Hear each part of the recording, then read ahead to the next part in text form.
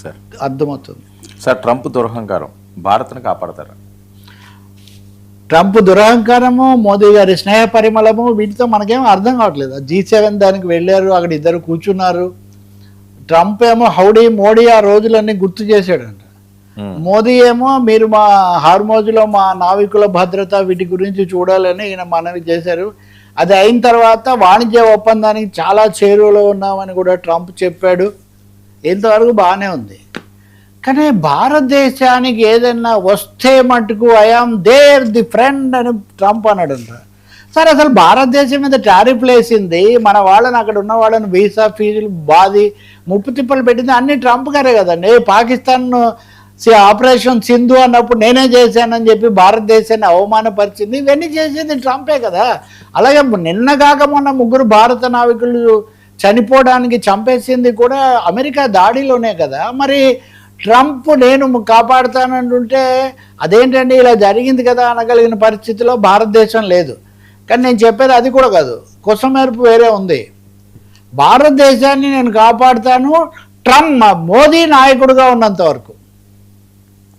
అంటే మోదీయే ఇండియా అని ట్రంప్ భావిస్తున్నాడా, ట్రంపే అమెరికాని ఆయన భావిస్తున్నాడా? ఈ దురహంకారం అన్నది ఇంత గొప్ప దేశాన్ని ఉద్దేశించి మోదీ ఉన్నంత వరకు భారతదేశం మీద ఎవరైనా దాడి చేస్తా అంటే తాను వస్తాడంట. అంటే ఈ మాటలన్నీ ఊరికనే మాట్లాడ్డాను.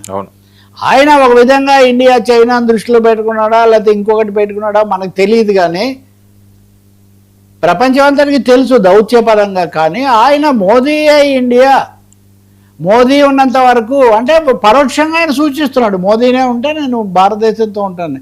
నిజంగా దేవుడా ఈ స్నేహితుల నుంచి నన్ను రక్షించు, O God save me from this friends అని ట్రంప్ నిజంగా అంతగా భారతదేశం మీద కన్నేస్తే మనం జాగ్రత్త పడాలి. నిజానికి మోదీని అమెరికాకు రమ్మని ఇంతకుముందు మార్కో రుబియో వచ్చినప్పుడు ఇన్వైట్ చేశారు, ఈయన కూడా వస్తా అన్నాడు.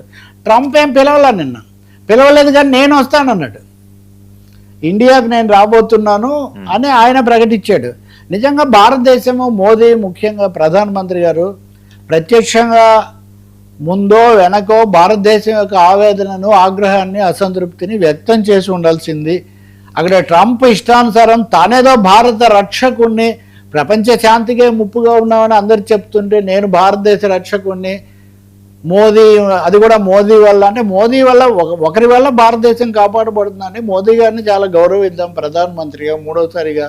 కానీ భారతదేశం ఆయన ఉన్నంత వరకు నేను కాపాడుతానంటే ఇది ఎక్కడ చాలా అవమానకరమైన దౌత్య సంబంధాలు వీటి రీత్యా కూడా.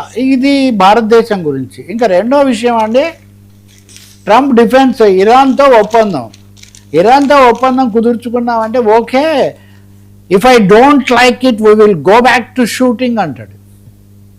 If I don't like it we will go back to shooting అంటున్నాడు. అంటే ఎంత దురహంకారం అండి. ఇరాన్ గురించి ఆయన చెప్తున్నాడు. మీరు ఆయన అడిగారు ఏమంటే మీరు వెళ్ళట్లేదు JD Vance అందుకే పంపిస్తున్నారా అంటే, చాలా తెలివైన వాడివయ్యా, నన్ను బాగా కనిపెట్టావే, నేను వెళ్ళిన తర్వాత ఇది సరిగ్గా లేదనుకో నేను అక్కడికక్కడే షూట్ చేసేస్తాను, కాబట్టి నేను వెళ్ళకుండా వ్యాన్స్ని పంపిస్తే బాగానే ఉంటుంది అనుకుంటున్నాను, అయినా ఉంటాను అనుకో. కానీ ఒకటైతే నేను ఇరాన్కు చెప్తున్నాను, నాకు ఏమాత్రం నచ్చకపోయినా కానీ నేను వెంటనే అక్కడ షూట్ చేస్తాను, అంటే షూటింగ్ అంటే కాల్పులు దాడులు చేస్తానని. సో నిజంగా ఇంత భయంకరంగా మాట్లాడుతుంటే Trump defence Iran MOU but says if I don't like it will go back to shooting. ఇంకోటి చెప్తున్నాడు ఏమని, ఇంత చేసి ఇది MOUనే కదా బాబు, ఇది మెమరాండం ఆఫ్ అండర్స్టాండింగే, ఇదేం పూర్తి సంధి కాదు, కాబట్టి నేను వ్యాన్స్ని పంపిస్తున్నాను అంతే, అది కూడా నచ్చకపోతే అంటే ఎంత తేలిగ్గా ప్రపంచం అంతా ఉత్కంఠతో ఎదురు చూస్తున్న అంశాన్ని గురించి ఆయన ఎంత చులకనగా మాట్లాడుతున్నాడు. ఈయన నమ్ముకొని ఆయన నమ్ముకుంటే ఆయనను మనం నమ్ముకుంటే భారతదేశానికి రక్షణ అని నిజంగా ఇవి చాలా షాకింగ్ థింగ్స్ లాగా ఉన్నాయి. కొంతమంది మటుకి చూడకుండా చాలా ఆనందకరమైన శీర్షికలు, ట్రంప్ నేనున్నానని చెప్పాడు అది ఇది పెడుతున్నారు. కానీ భారతదేశ అధికారులు దౌత్య నిపుణులు మటుకు చాలా ఆందోళనకరమైన పరిస్థితి ఇది. ఇంత అవమానకరమైన దాన్ని మనం ఒప్పుకొని ఉండకూడదు, ఖచ్చితంగా చెప్పు ఉండాలి అని మటుకు భావిస్తూ ఉన్నారు. Right sir, thank you so much Rao garu. ఇది ఈనాటి frankly with Telugu station 9 news.